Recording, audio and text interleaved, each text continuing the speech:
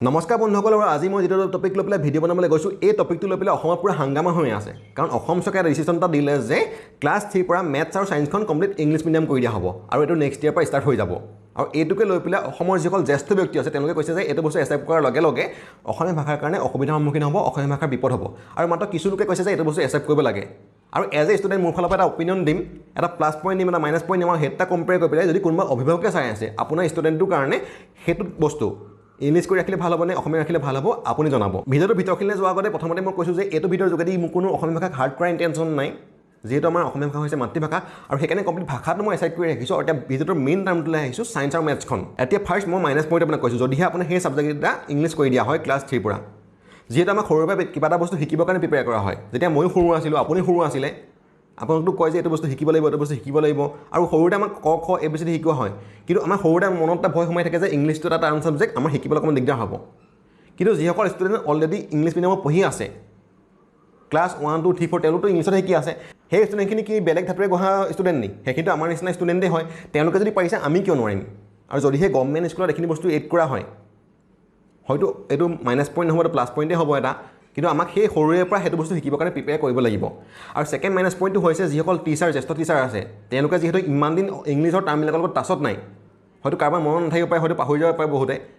তেওঁলোকৰ অলপ বুজত অসুবিধাৰ সন্মুখীন হ'ব পাৰে কিন্তু গভৰ্ণমেণ্টে হেতু ডিসিশন লৈছে যে তেওঁলোকক এটা এক্সট্ৰাকে ট্ৰেইনিং দিব যাতে তেওঁলোকেও সেই ইংলিশত সেইখিনি বস্তু শিকাব পাৰে গতিকে হেতু এটা আপোনাৰ মাইনাছ পইণ্ট হয়তো প্লাছ পইণ্টে হয় আৰু এতিয়া আহিছো ইয়াৰ প্লাছ পইণ্ট কি হ'ব পাৰে যেহেতু ময়ো এজন অসমীয়া মিডিয়ামৰ ষ্টুডেণ্ট আছিলোঁ ক্লাছ 10 লৈকে আৰু হাই সেকেন্ডাৰী মই সায়েন্সত লোৱাৰ কাৰণে মিডিয়ামটো চেঞ্জ কৰি দিলোঁ ঘপককৈ আৰু ঘপককৈ চেঞ্জ কৰাৰ কাৰণে ফিজিক্স কেমেষ্ট্ৰি মেথছৰ যিবিলাক টাৰ্মবিলাক আছে ইংলিছ টাৰ্মবিলাক মোৰ অলপ আয়ত্ত কৰিবৰ কাৰণে দিগদাৰ হৈছিলে কাৰণ সেইবিলাক ৱৰ্ডৰ লগত মই ফেমিলিয়াৰ নাছিলোঁ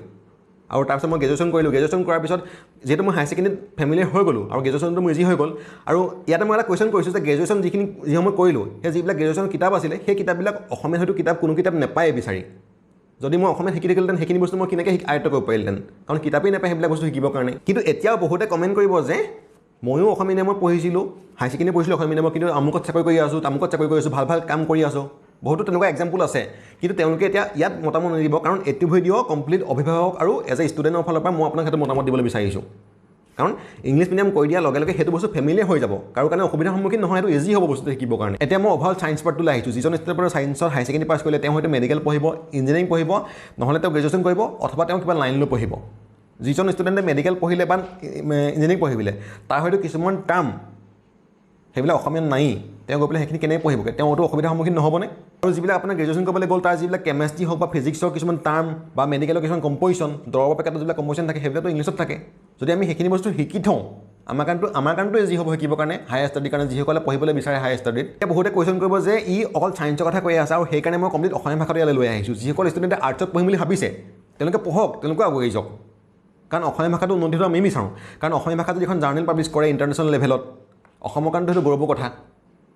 কিন্তু মই কুৱেশ্যন কৰিছোঁ সেইসকল ষ্টুডেণ্টক বা যদি অভিভাৱকে চাই আছে আপুনিও আপোনাৰ ষ্টুডেণ্টক এইটো কথা ক'ব যে যদি সেইজন ষ্টুডেণ্টে সেইখিনি বস্তু ছায়েন্সৰ যিবিলাক টাৰ্মবিলাক যদি আৰু মেথছৰ টাৰ্মবিলাক যদি ইংলিছত শিকি থয় কিবা অসুবিধাৰ সন্মুখীন হ'ব নেকি মই আপোনাক এটা চিম্পল এক্সাম দিছোঁ মই এখন ক্লাছ 10ৰ NCERT মেথছৰ বুক দেখাইছোঁ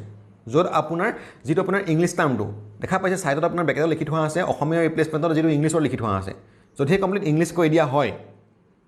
আৰু ইংলিছৰ বিপৰীতে যিটো মেইন ৱৰ্ড সেই ৱৰ্ডটো যদি আপোনাৰ অসমীয়া লিখি দিয়া হয় তাতো এইটো কমপ্লিট আপোনাৰ লিটাৰেচি ছাবজেক্ট নিচিনা হৈ যাব